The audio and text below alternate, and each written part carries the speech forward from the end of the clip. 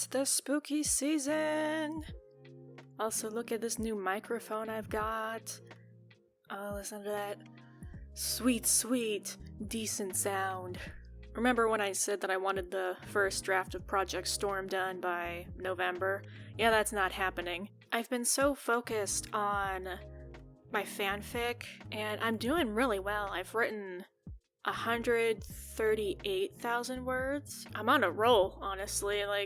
I wrote almost 1,000 words one day, which is something that only happens, once every blue moon. What else have I done since the last vlog? I started watching To Be Hero X because my beta reader was like, you'll like this. I have a feeling. And I do, because it's really dark, and I love dark things. And now it's on my brain, even though I'm only 7 episodes in. You ever watch a show or read a book and just go, this is going to influence my writing? I'd like to properly study it and take notes once I finish the whole thing and just jot down all of the things I liked and didn't like. Of course, all the things I didn't like were things I didn't like as a viewer. That's the word I was looking for. The things I don't like are things I don't like as a viewer, not as a writer.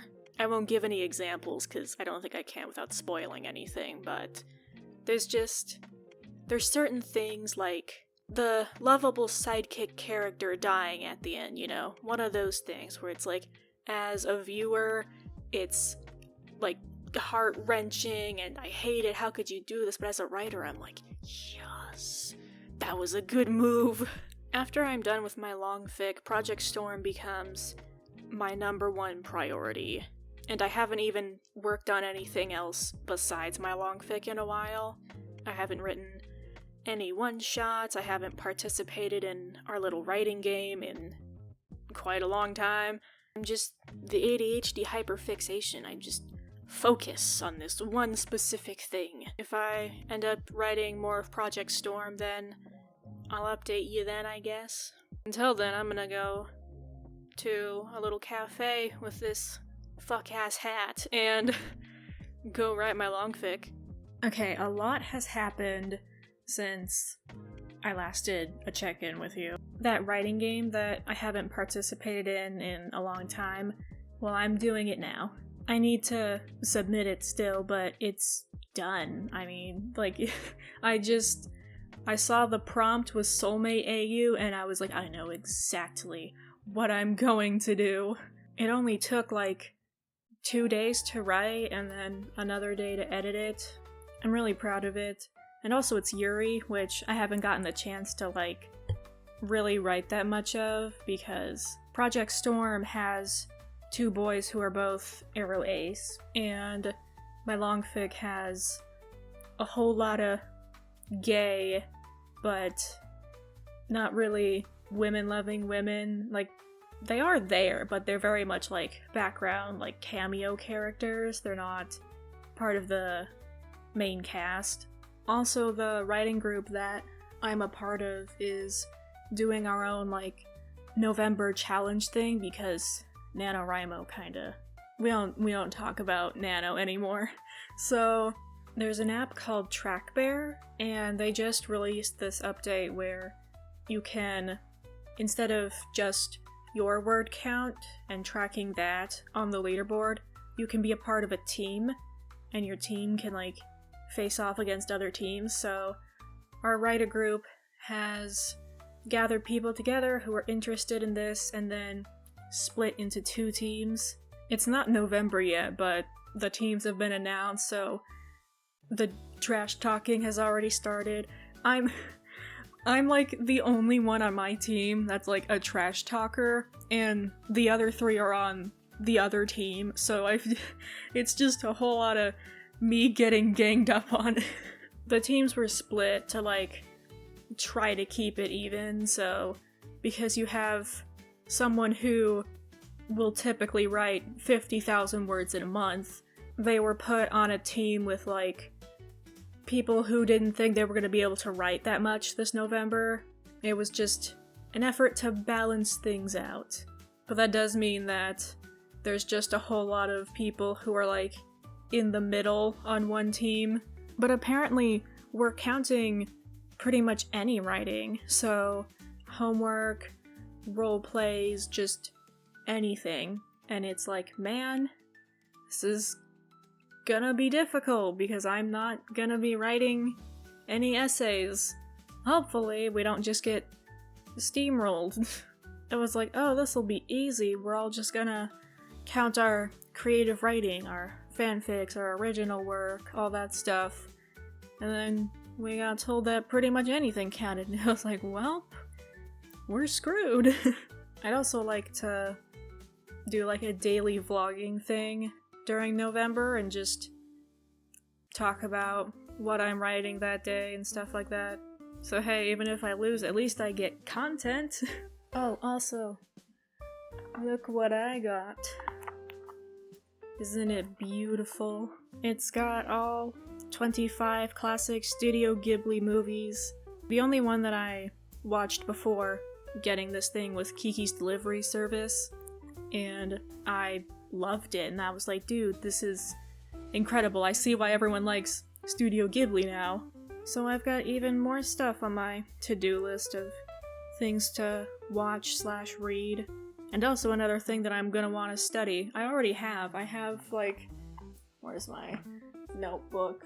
I have this little tiny random notebook that I just found lying around. I have a lot of notebooks that are just around, and whenever I need one I just go looking, and sure enough, there's one for me to use. So I've got some notes from watching Tales from Earthsea and My Neighbor Totoro.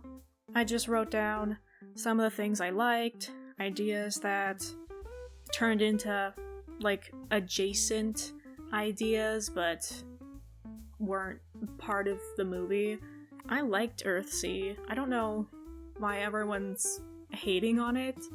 Like, if you want to say it's like the least good out of all the movies, then like sure, like you're comparing things to Peak, you know? Like, it's not gonna seem as good, but people really dogpile on it. It's like, I thought it was cool. Like, I thought it had, I don't know, I think ADHD brain, I don't care if things are like faster paced.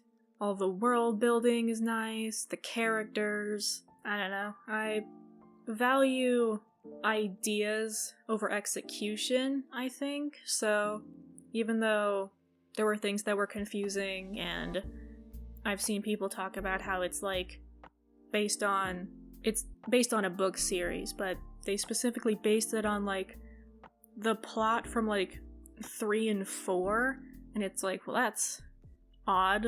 Why wouldn't you didn't use the plot from book 1? That doesn't, feels like we're missing a bit here, but I don't know, just on its own, I thought it was nice.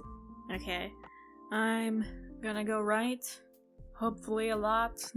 I have so many thoughts about Project Storm that just sort of float around.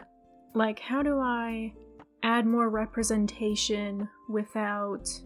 Like, I've got the queer representation, obviously, and there's only one character in this that's white, so it would be so boring if all the characters were white, you know? But when it comes to disability representation, that's harder.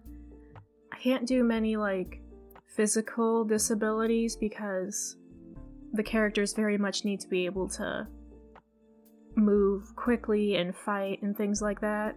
Aki has ADHD, possibly autism, I don't know, well, we'll see how I write him.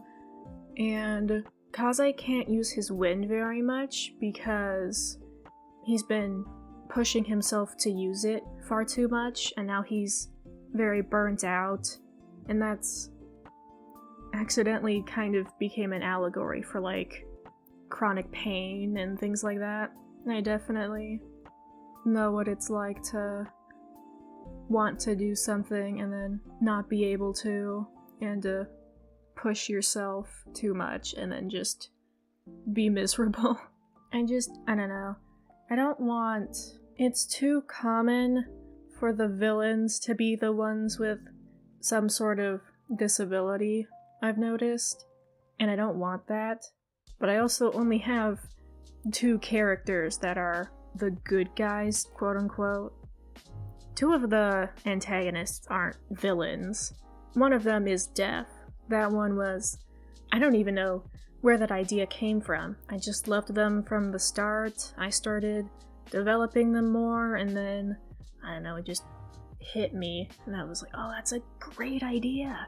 I don't know, I want more casual disability representation, and it'll be so easy to include, or like, show, like, very obviously.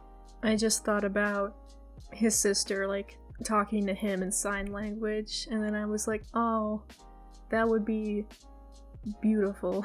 I've also noticed that there's a lot of, like, if a character is deaf, then they're, like, really good at lip reading and all that stuff, and it's like, I would love to have a deaf character who just absolutely sucked at that. Him and his sister communicate entirely through sign language, and that does actually give them an advantage against Aki and Kaze, because they can talk to each other right in front of them, and the boys don't know what the heck they're talking about. They don't know sign language. But, you know, it's trade-off. Obviously, there's the advantage of, well, he can't hear them approaching, so it's gonna make the fighting between them very interesting. I'm excited to write it.